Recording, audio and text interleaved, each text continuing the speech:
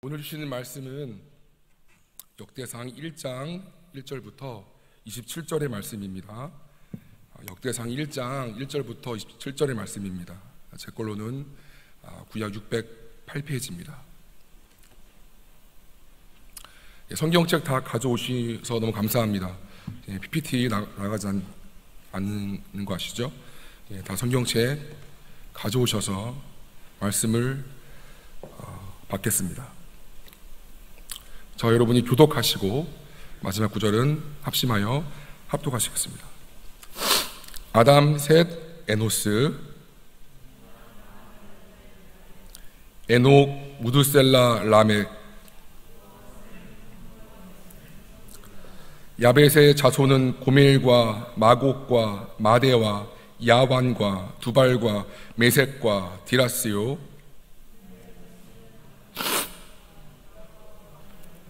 야완의 자손은 엘리사와 다시스와 기띔과 도다님 이더라. 함의 자손은 구스의 자손은 스바와 하윌라와 삽다와 라아마와 삽드가요. 라아마의 자손은 스바와 드다니요.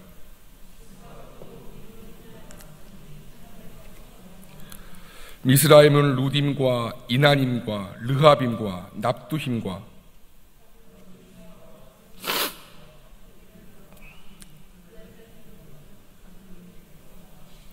가나안은 맏아들 시돈과 헷을 낳고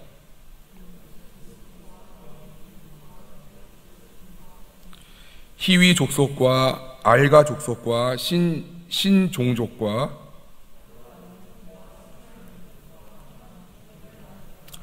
셈의 자손은 엘람과 아수르와 아르박삿과 룻과 아람과 우스와 훌과 게델과 메색이라.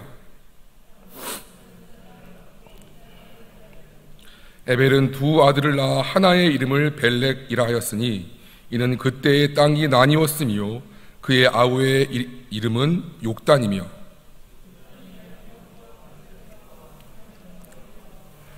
하도람과 우살과 디글라와 오빌과 하윌라와 요밥을 낳았으니 욕단의 자손은 이상과 같으니라. 에벨, 벨렉, 루. 합독하시겠습니다. 아브라함 곧 아브라함은 조상들이요. 아멘. 구속사의 계보라는 제목으로 하나님 말씀을 증거하겠습니다. 여러분 너무 반갑습니다. 너무 축복하고요. 너무 귀합니다. 왜 저 전도사는 맨날 단위에 서면 이렇게 칠칠맞게 눈물을 흘리나 이렇게 생각하시는 분도 있을지도 모르겠습니다. 네, 저도 모르겠습니다. 왜 그런지. 드리고 싶은 말씀은 예배에 목숨을 거십시오.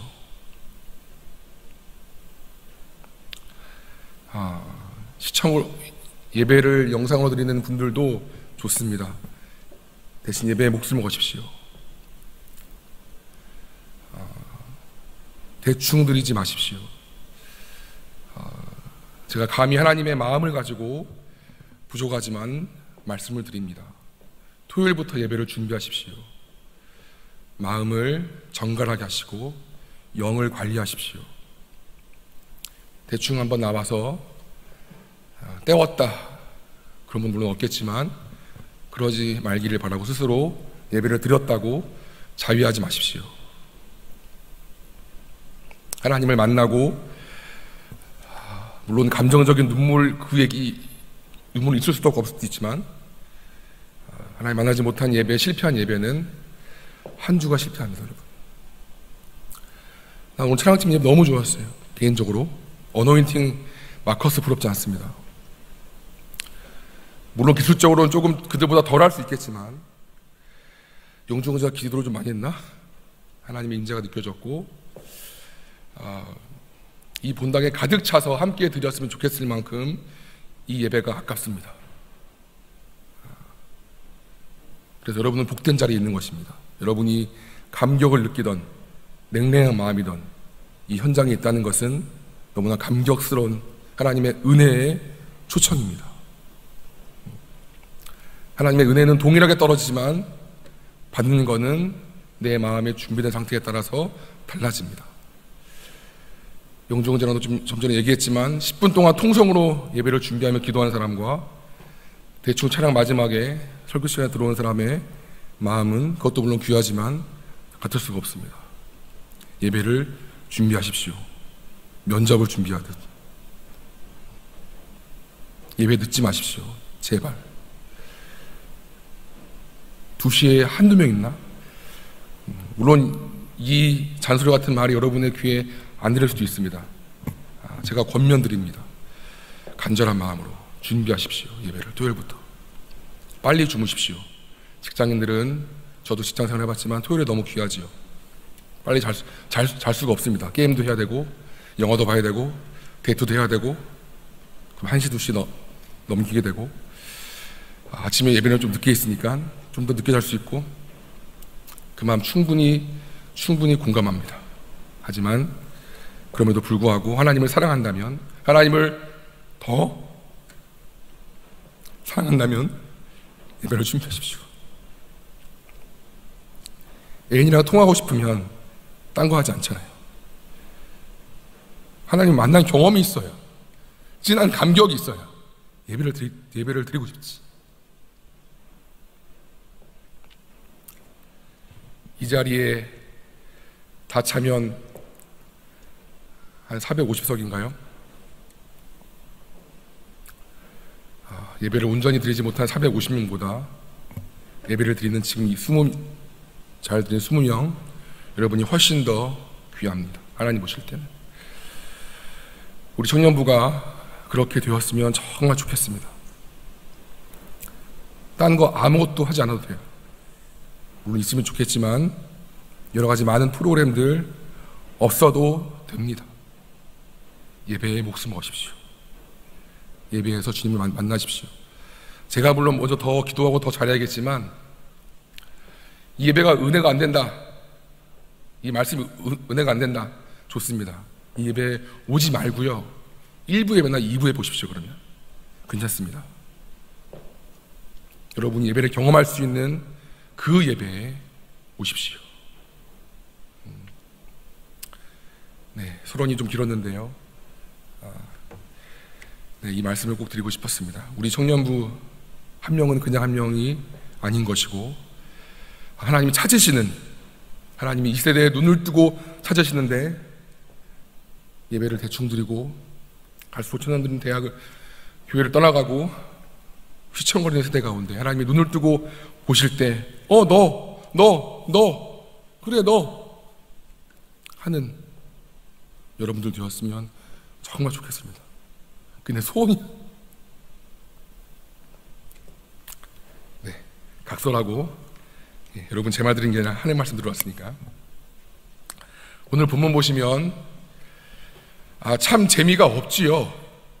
족보입니다. 족보. 누구를 낳고 참 이게 설교자가 말씀 전할 때 너무 어려운 게 이런 본문이에요. 도대체 어떻게 본문을 뽑아내야 되고 어떻게 영적 진리를 뽑아내야 되고 나도 모르는 이 이름들을 무슨 말씀이고 그러면서 은혜를 또 전달해야 되고 참 곤욕스럽지 않을 수 없는 본문 말씀인 것 같습니다. 우리가 통독을 할 때 신년에 이제 딱 다짐하잖아요. 내가 1년에 1독 하겠다 하는데 그걸 제일 방해하는 두 가지가 보통은 레위기에 걸리죠.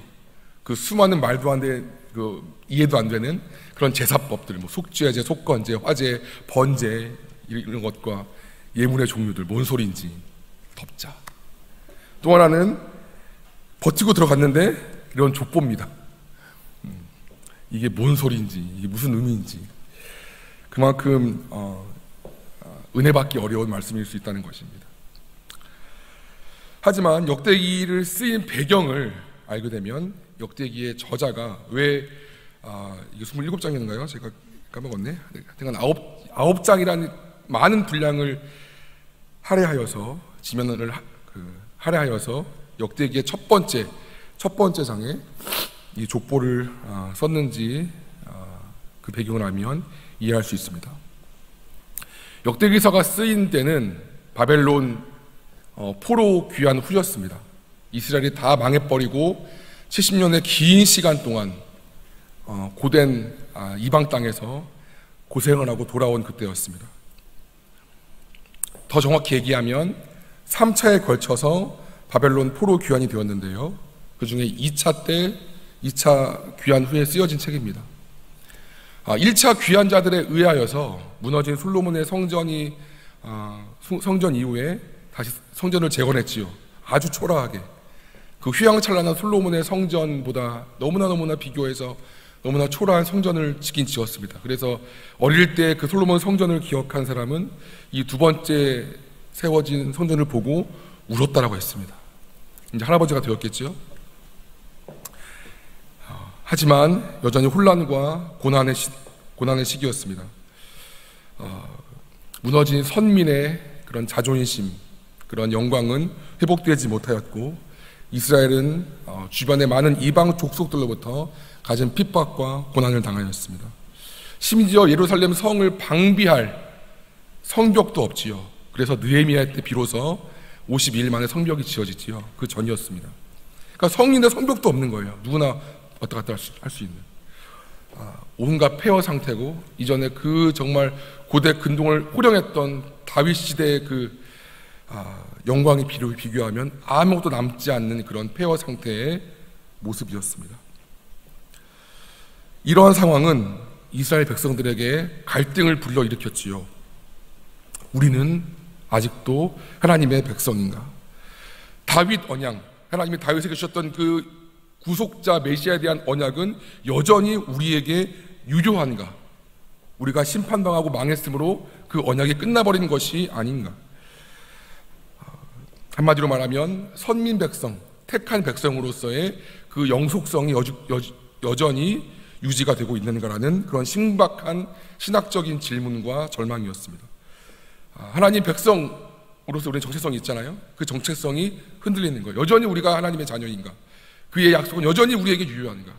이렇게 삶은 피폐하고 아무것도 보이지 않는 이 예루살렘 땅에서 여전히 그럼에도 불구하고 우리는 그 말씀이 우리에게 유효한 것인가? 이런 고민들이 있었던 것입니다. 또한 포로 귀환 이후에 하나님의 금지하신 이방인과의 결혼도 하게 되면서 선민 백성으로서의 그 순수성은, 심지어 지금으로 말하면 목회자인 저 같은 그런 제사장들도 이방인들과 하나님 금지하신 아무렇지 않게 결혼을 하게 되면서 선민으로서의 그 순수성은 잃어버리게 되는 것이죠. 결국 이러한 상황은 비록 포로에서는 회복되었을지 몰라도 하나님의 택하신 백성으로서의 영광을 회복할 수는 없었습니다.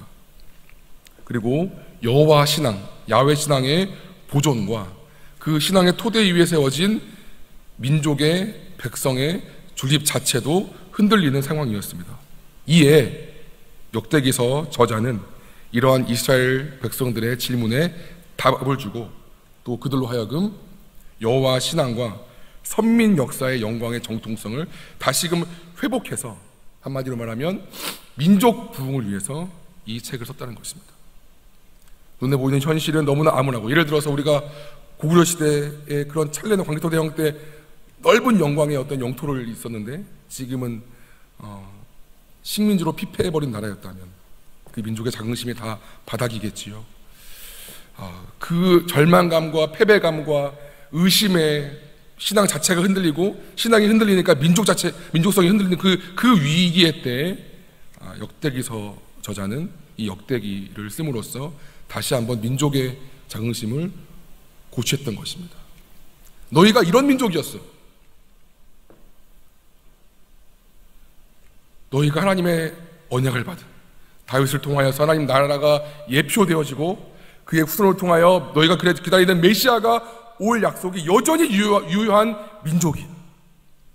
그래서 역대기 상하는 열왕기 상하와 내용이 같은 것 같지만 다릅니다. 역대기 상하는 다윗 계열의 남유다, 하나님이 인정하시는 정통 순수 왕조인 남유다 계열의 왕조만 있습니다. 그리고 예전에 어떤 영광스러운 모습을 고취시키기 위하여서 그들의 왕들의 잘한 것들, 왕들이 하나님이 되게 칭찬한 것들을 더 부풀려서 더 크게 말한 면들이 있습니다. 하나님과의 관계 회복을 위한 것이 열왕기 상하가 너희들이 망한 이유는 너희들의 죄 때문이라고 정확히 지적하는 거에 그 목적이 있다면, 남유다 왕조만 있는 이 역대 상하는 하나님 너희를 버리지 않았어, 여전히 너와 하나님의 관계는 유효해라는 것을 보여주기 위한 그런 글이라는 것입니다. 그리고 그런 목적 아래서 첫 번째로 쓰여진 것이 이 족보입니다. 역대기 저자가 어떻게 하면 이렇게 영적으로 완전 다운돼 버린 이 민족을 다시금 영광스럽게 일으킬 수 있을까 고민하다가 영적, 신적, 신적인 감화를 통해서 첫 번째 장이 이 족보라는 것입니다. 족보는 뭐죠, 여러분? 뿌리지요. 가문이든 민족이든 그 뿌리를 찾는 것입니다. 우리 민족의 뿌리가 아담이고 노아이고 우리 열방의 아비라고 불린 아브람이다. 그러니 너희가 어디에서 왔는지 정확히 기억하고 지금 누리는 눈에 보이는 상황에 흔들리지 말아라 하는 것입니다. 우리 눈에는 지루하고 재미없는 그냥 낳고 얘기일지 모르겠으나 그들에게는 민족의 뿌리를 확인하고 자긍심을 일으키는 굉장히 중요한 내용이라는 것입니다. 본문으로 들어가기 전에 제가 오늘도 다 할 수 없을 것 같은데요, 시간을 보니까 한 대까지는 하겠습니다. 한번 물어봤으면 좋겠습니다. 우리는 상황이 나를 흔들고 문제가 나를 압도하고 하나님의 임재가 희미해지고 하나님 내 기도는 응답되지 않는 것 같고, 그래서 하나님이 살았냐 죽었냐 하나님의 생사 확인을 내가 지금 하고 있고, 그렇게 참 영적으로 어두운 시기가 있을 때 어떻게 우리는 그 무엇을 붙잡고 있는지 보기로 합니다. 누구든지 영적인 하얀 곡선을 그릴 때가 있고 영적인 슬럼프가 올 때가 있어요. 이스라엘 백성에게는 이 족보를 보면서 그 마음을 붙잡았습니다. 우리 민족은 이런 민족이었어. 아브라함이었어. 다윗이었어. 메시아가 올 거야. 사장은 이제 유다 계열이 이제 다음 주에 나올 건데, 근데 여러분은, 우리 족보 없잖아요. 지금. 우리 이런 거 없잖아요. 그럼 여러분의 영적 슬럼프가 왔을 때, 영적 어둠이 왔을 때, 아무리 기도해도 응답되지 않는 것 같고, 삶의 현실은 너무나 더 커 보이고, 예배에 대한 들어도 눈물도 안 나와, 감격도 없어, 하나님 나를 떠나신 것 같아, 이런 영적인 어둠이 왔을 때 무엇을 붙잡습니까? 어떻게 하실 거예요? 그 영적인 어두움이 오는 것은 몇 가지 이유가 있죠. 내 죄 때문일 수도 있고, 하나님이 의도적으로 본인을 좀 은폐하시는 걸 수도 있고, 여러 가지 이유가 있습니다. 하여튼 그 어둠의 때 어떻게 그것을 이겨내실 것입니까? 제가 두 가지를 기억하라라고 권면드리기를 원합니다. 같이 한번 이 문장을 읽어보겠습니다. 시작. 기억하라. 1. 내게 주신 하나님의 말씀을. 2. 내게 행하신 하나님의 모든 역사를. 한 번 더 잠이 확 깨게 읽겠습니다. 시작. 기억하라. 1. 내게 주신 하나님의 말씀을. 2. 내게 행하신 하나님의 모든 역사를. 두 가지를 권면드리고 싶습니다. 역대기 저자가 바벨론 포로가 되기 전 남유다 왕들의 그런 영적인 것들을 기록하면서 보존한 것은 곧 하나님이 남유다에게 행하신 말씀과 행하신 행위를 기록한 것입니다. 이전에 하나님이 나에게 어떻게 말씀하셨는가, 그리고 이전에 하나님이 나에게 어떻게 행해 오셨는가, 이 두 가지를 적은 게 역대기 상하라는 것입니다. 예전에 우리 민족에게, 그러니까 왕들이겠죠, 대표자니까, 어떻게 말씀을 하셨는가, 위기 때 여러 상황에서 또 어떻게 역사로, 그 신실함으로, 그 헤세드, 그 사랑과 그 은혜로 인도하셨는가가 이거의 요약이란 말이에요. 그럼 동일하게 우리도 나의 개인적인 역대상황가 있다면 이전에 나에게 하나님이 나에게 어떻게 말씀하셨는가, 그리고 이전에 하나님이 나에게 어떻게 그 신실함으로 나를 어떻게 인도하셨고, 나를 어떻게 사랑하셨고, 내 영적 전성기 때 어떻게 나를 이끌어 오셨는가를 기억해야 한다는 것입니다. 말씀을 졸리니까 좀 찾겠습니다. 신명기 다 찾으세요. 신명기 8장 2절의 말씀이고요. 신명기 8장 2절의 말씀입니다. 네, 제가 설교를 좀 재미없게 해서 죄송합니다. 예, 좀 이렇게 안 졸리게 해야 되는데 미안한 마음이 늘 있습니다. 네. 신명기 8장 2절의 말씀을 우리 형제들만 읽겠습니다. 형제들만 다 큰 소리로 읽겠습니다. 시작. 여호와께서 이 40년 동안에 내게 광야길을 걷게 하신 것을 기억하라. 이는 너를 낮추시며 너를 시험하사 내 마음이 어떠한지 그 명령을 지키는지 지키지 않는지 알려 하심이라. 제가 했죠. 내 하나님 여호와께서 이 40년 동안에 내게 광야길을 걷게 하신 것을 뭐하라고요? 기억하라. 아멘. 이번에는 신명기 8장 18절 그 옆에 있지요. 우리 자매님들이 한번 큰 소리로 읽어주셨으면 좋겠습니다. 8장 신명기 18절입니다. 시작. 하나님 여호와를 기억하라. 그가 내게 재물 얻은 능력을 주셨습니다. 이같이 하시면 내 조상들에게 맹세하신 약을 오늘과 같이 이루려 하십니다. 내 하나님 여호와를 기억하라. 신명기 15장 좀 넘어가셔서요. 15장 15절을 보시겠습니다. 15장 15절을 보시겠습니다. 이번엔 제가 읽겠습니다. 신명기 15장 15절 285페이지입니다. 너는 애굽 땅에서 종되었던 것과 내 하나님 여호와께서 너를 속량하셨음을 기억하라. 그것으로 말미암아 내가 오늘 이같이 내게 명령하노라. 마지막 한 번만 더 찾겠습니다. 신명기 32장 7절입니다. 32장 7절을 우리 다 같이 한번 이번엔 읽지요.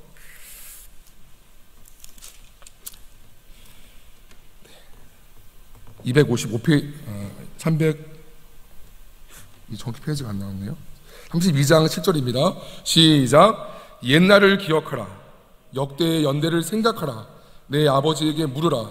그가 내게 설명할 것이요 내 어른들에게 물으라. 그들이 내게 말하리로다. 제가 왜 본지 아시겠지요? 기억하라. 기억하라. 기억하라. 기억하라. 뭐를요? 하나님이 하신 말씀에 대해서. 신명기는 어떤 거냐면 모세 오경 중에 제일 끝책인데 광야 1세대는 다 그들의 불신 때문에 다 죽었지요. 40년 동안 돌면서. 광야 2세대에게 가나안 땅에 들어가기 전에 광야 1세대에 했던 똑같은 명령을 다시 펼신자 거듭할 신이에요. 똑같은 내용으로 말하는 내용이 신명기예요. 다시 명하는 거예요. 새로운 세대, 광야에서 태어난 광야 베이비들한테, 광야 제너레이션들한테 다시 명하는 것이 이 신명기예요. 근데 기억하라는 거예요. 기억해라. 기억해라. 너희가 요단을 건너거든, 여기 물론 지금 안 읽었지만 요단 가운데 있는 돌들을 12개를 취해서 요단가에 세워라. 이걸 보면서 내가 너를 그렇게 인도했던 것을 기억해라. 기념해라. 여러분, 하나님의 말씀과 나에게 행하셨던 그 작은 삶의 간증들을 기억하는 만큼 내게 능력이 있습니다. 여러분이 큐티 말씀을 묵상하시거나 또는 누군가의 설교 말씀을 들으시거나 또는 어떤 가피프 같은 데서 설교를 들으시거나 말씀과 접촉했을 때 여러분 마음에 와닿았던 하나님의 말씀이라고 인정되었던 그 말씀의 마지막은 무엇입니까? 그리고 하나님 나를 이렇게 사랑하시는구나, 나를 이렇게 이끌어 가시는구나, 이렇게 은혜를 주셨구나 라고 했던 그 행위의 그때는 언제였습니까? 그것을 가슴에 철저하게 담고 있으라는 거예요. 여기까지 인도하신 에벤에셀의 하나님, 삶의 현실이 암흑 같고 괴로울 때 하나님의 성경은 어떻게 나에게 말씀하시는가? 하나님은 그동안 이 40년 살아오면서 나를 어떻게 인도하셨는가. 그 은혜를 아는 사람은 쉽게 무너지지 않습니다.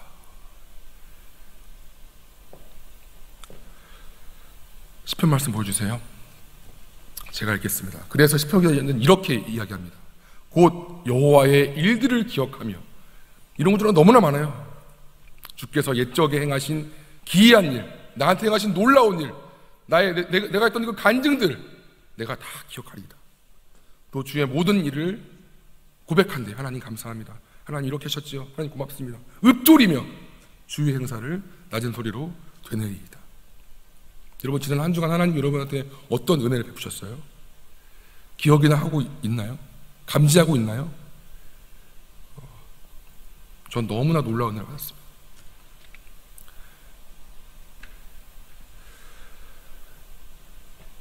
오늘 받은 은혜의 경험이 있습니까? 전 지금도 말하면서도 은혜 받고 있어요. 물론 여러분도 은혜 받아야겠지만, 오늘 주신 기도 응답이 있습니까? 오늘 주신 그 세미한 말씀이 있습니까? 그렇다면 그것이 아주 작은 것이라 할지라도, 작게 보이는 것이라 할지라도 기록하고 기억하시기 바랍니다. 그래서 기도 노트가 중요한 거예요. 이렇게 하면 응답하셨구나. 나는 이렇게 진짜 내가 3년 만에 기도 응답된 것도 있어요. 나는 기도하고 아예 생각도 못한 건데 응답이 되었구나. 하나님, 나 여전히 일하시는구나.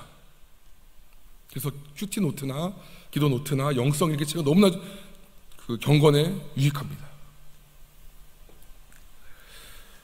그것은 내가 힘들고 어려울 때 꺼내 쓸 수 있는 내 영적 자산을 저축하는 것과 같습니다. 나만의 은혜 행전을 적는 것이며, 나만의 영적 족보를 쓰는 것입니다. 마치 가뭄이 왔을 때 미리 곡식을 저장해두는 지혜로운 농부처럼 영적 어두움의 때를, 영적 위기의 때를 잘 넘어갈 수 있다는 것입니다. 이들에게는 족보가 그런 역할이었어요. 우리한테 너무나 지루하고 재미없는 거지만, 이들에게는 그 비참한 전쟁 이후에 그 폐허된 상황에서 붙을 수 있는 가장 첫 번째로 역대기 저자가 떠올릴 만큼의 중요한 거였다고. 그럼 여러분한테 가장 중요한 족보 같은 건 뭐예요? 내가 붙잡을 수 있는, 하나님을 의심하지 않을 수 있는, 내가 기도 응답이 안 돼도 넘어지지 않을 수 있는, 시험 들지 않을 수 있는, 그건 뭐예요? 그런 경험이 있어요? 그런 말씀에 받은 것들이 있어요? 없으니까 예배에 감격이 없지. 그렇게 되기를 축복합니다. 그렇게 되기를 기도합니다. 그게 있으시기를 간절히 사랑함으로써 간구합니다. 이제 본문 들어가겠습니다. 서론 끝냈는데 3시네요. 저는 참 이게 탁월한 설교자는 아닌 것 같습니다.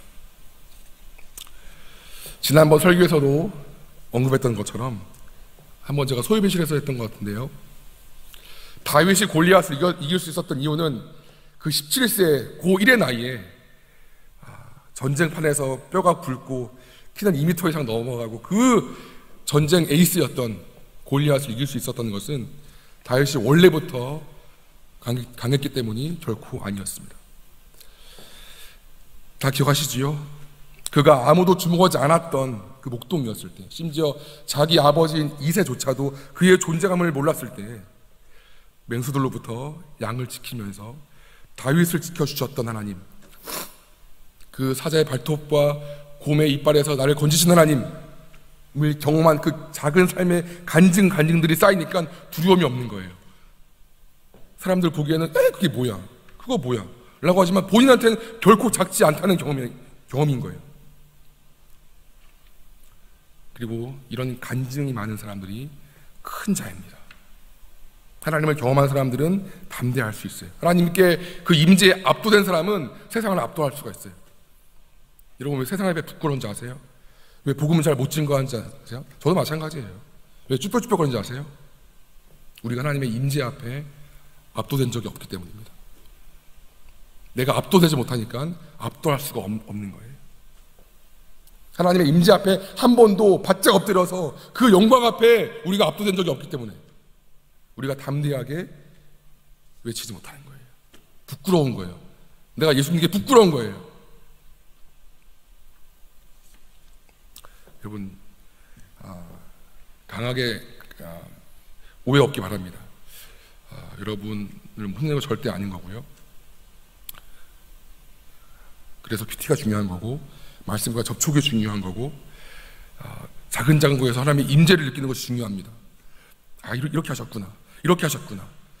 이런 작은 다른 사람 다 몰라. 근데 난 알아. 하나님 나를 어떻게 나를 지금 이끌어 가시는지. 오늘 프레젠테이션 발표가 있었어. 너무 두려웠었어. 하나님 도와주세요.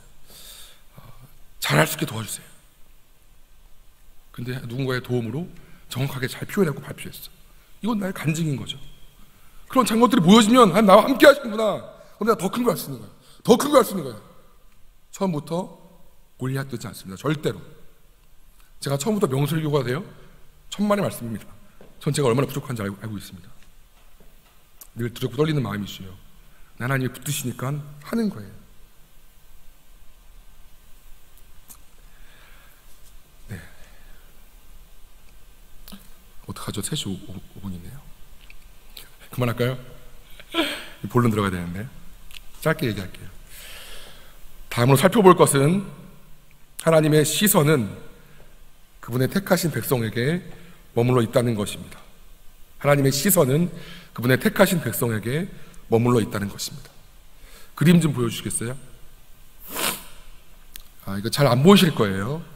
오늘 보면 다시 본문으로 좀 돌아오실게요. 역대상 1장 1절을 보시면 다시 돌아오실게요.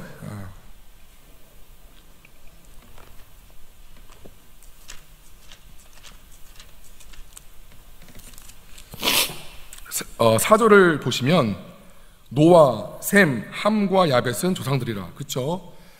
그 전에 홍수로 다 이미 민족들이 다 다 이렇게 망하게 되었고 노아부터 다시 이제 조상들이 되는 거죠. 그 셈과 함과 야벳에게 분배되었던 지역들을 칠한 건데요. 그 이집트를 비롯한 아프리카 쪽의 넓은 지역은 함족입니다. 그리고 좀 더 나아서 이스라엘, 그 네모 박스 보이시죠?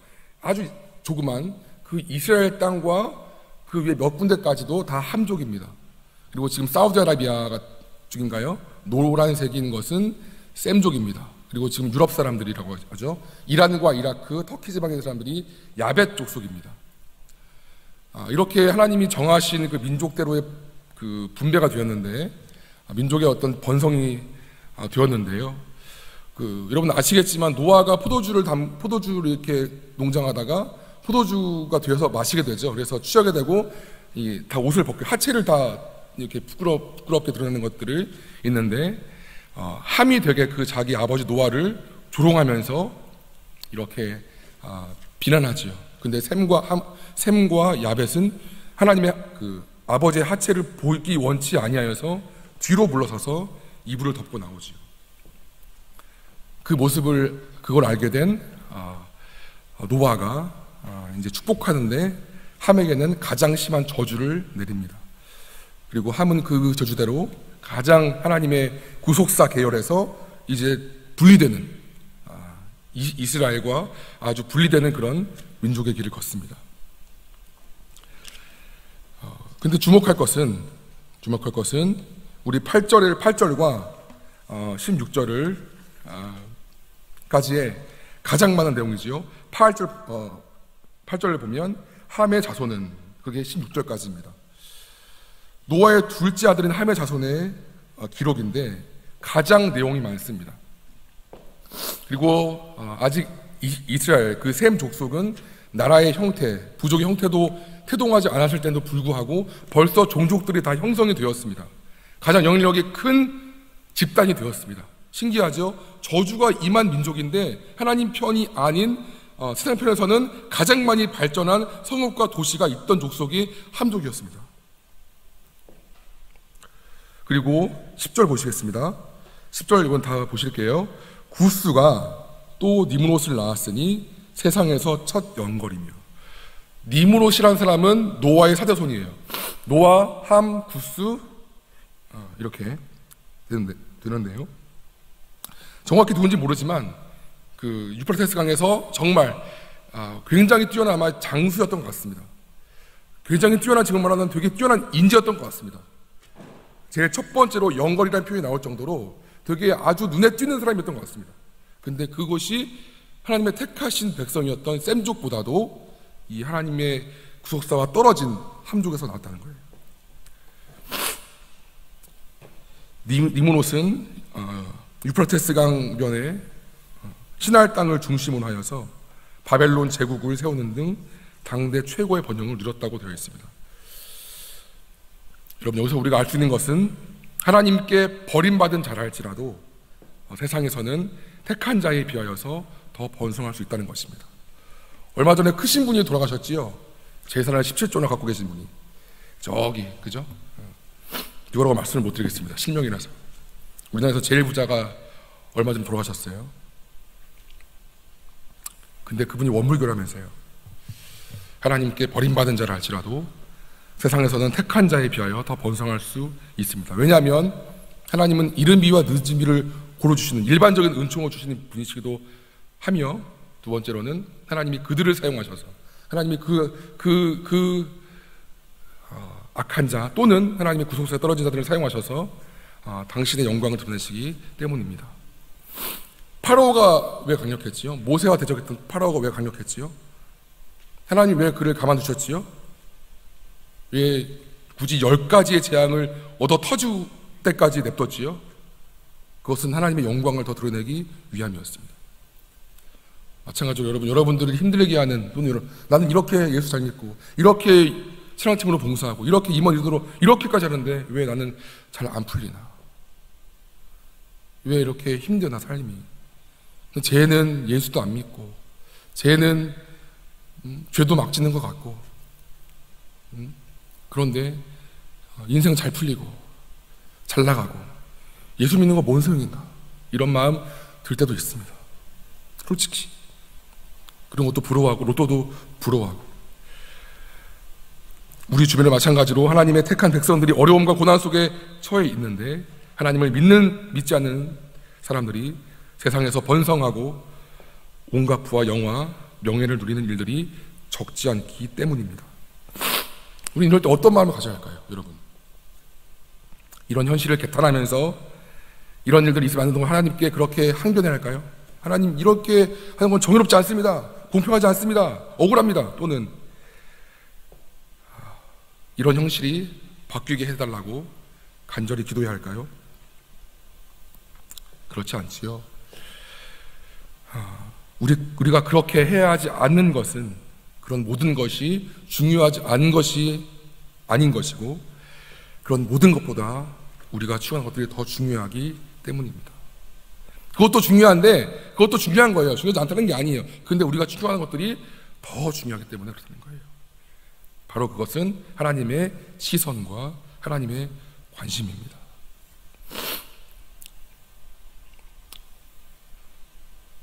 되게 따분한 이야기일 수 있지만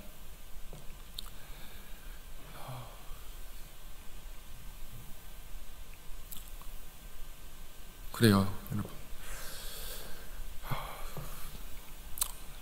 하나님의 시선과 관심이 있는 곳에 내 삶이 어긋나 버리면 그게 무슨 소용이에요? 그렇잖아요, 여러분? 하나님의 여러분 향한 관심과 목적이 있는 것과 내가 그 17조 원이나 17조 원씩이나 갖고 있는 그분이 위대하지, 그분 너무나 위대해. 저랑 비교할 수 없죠. 너무나 위대한 분이에요. 경영으로서 훌륭한 분이시라고 생각해요. 경영적으로는, 개인적으로. 하지만 그것이 하나님의 만약 목적과 관심과 어긋났다면 그것이 무슨 소용이에요? 그것이 무슨 소용이에요? 청년인 여러분, 가장 중요한 것은, 그것도 중요한데 하나님의 관심과 목적이 더 중요하다는 거예요.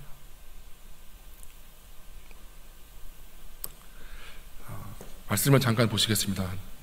누가복음 말씀 보여주세요. 이거 말씀하고 제가 마무리해야겠습니다. 시간이 너무 늦었네요. 갑자기 성탄절이냐? 아직 멀었는데 누가복음 2장 말씀에 있는 예루살렘 그 베들레헴 탄생, 예수님 탄생 말씀이지요. 제가 한번 읽어보겠습니다. 그때 가이사 황제지요, 시저지요, 아우구스도 이거는 로마 최초의 황제 옥타비아누스, 아우구스투스죠. 아우구스가 영을 내려 천하로 다 호적하라 하였으니 이 호적은 구레뇨가 수리아 총독이 되었을 때 처음 한 것이라. 모든 사람이 호적하라, 그 명령대로 로마 제국의 모든 사람들이 호적하라 각각 고향으로 돌아가매 요셉도 다윗의 집 족속이므로 갈릴리 나사렛 동네에서 유대를 향하여 베들레헴이라는 다윗 동네로 그 약혼한 마리아와 함께 호적하러 올라가니 마리아가 이미 잉태하더라. 우리가 너무 잘 아는 그 예언대로 예수님이 베들레헴에서 탄생할 수밖에 없었던 그 명 때문에 그런 그 탄생 내용입니다. 제가 뭘 보고 싶냐면 누가복음 24장 중에서 그 많은 구절 중에서 몇백 몇천 구절 중에서 당시 로마 최고의 권력이자 전 세계 최고의 권력을 가진 아우구스투스의 글귀는 딱 한 줄 나와요. 가이사 아우구스트의 명대로. 제가 무슨 말씀 드리고 싶은지 아시겠어요?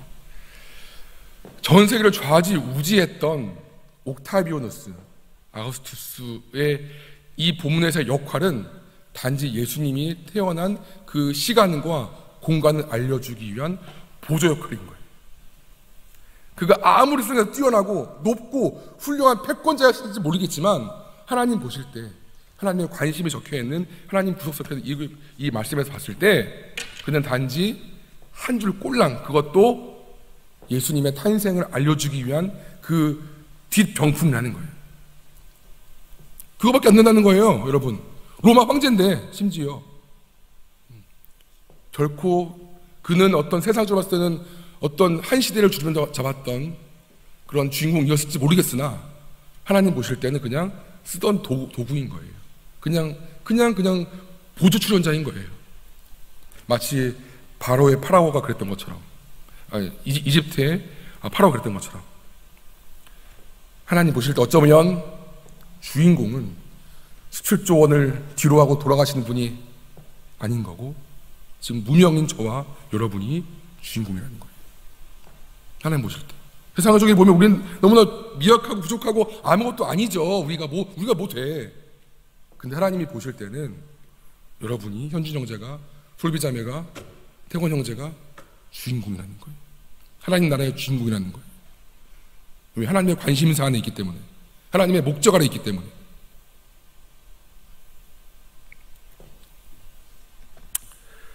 네. 더 하고 싶은데 아이고 주여 아버지 그만하겠습니다. 세상에 보석이 되지 말고 세상에 소금이 되십시오. 하나님 우리를 소금으로 불렀지 보석으로 불러지 않았습니다. 내가 뭔가 높아지고 싶고 유명해지고 싶고, 저도 마찬가지로 잘 나가는 목사 되고 싶고, 책 써서 저 목사, 저 전도사, 부흥하는 것 같아. 왜 없겠어요? 사람인데. 근데 그거는 보석이에요, 보석. 하나님 뜻이, 하나님의 관심이 아니에요. 여러분 소금 되세요. 소금은 녹잖아요. 죽는 거잖아요. 다른 것에 어떤 부패를 막고 다른 것에 어떤 도움 주기, 양념 도와주기 위한 거잖아요. 보석은 아름답지만 썩지 않습니다. 하나님의 관심이 없는 거예요. 아무것도 아닌 거예요. 이 말이 참 여러분과 동떨어진 현실감과 떨어지는 한 교역자 말 수 있겠지만 저는 이게 진리라고 확신합니다. 여러분이 하는 그 자리에서, 그 일에서 세상에 소금 되시기를 축복합니다.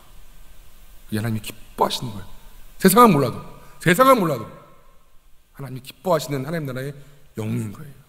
그럼 됐지. 그거 아니에요? 그럼 된 거지. 할렐루야지. 그러면 저도 여러분도 그랬으면 좋겠습니다. 그리고 꼭 하나님 말씀 주신 거 있으면 기억하세요.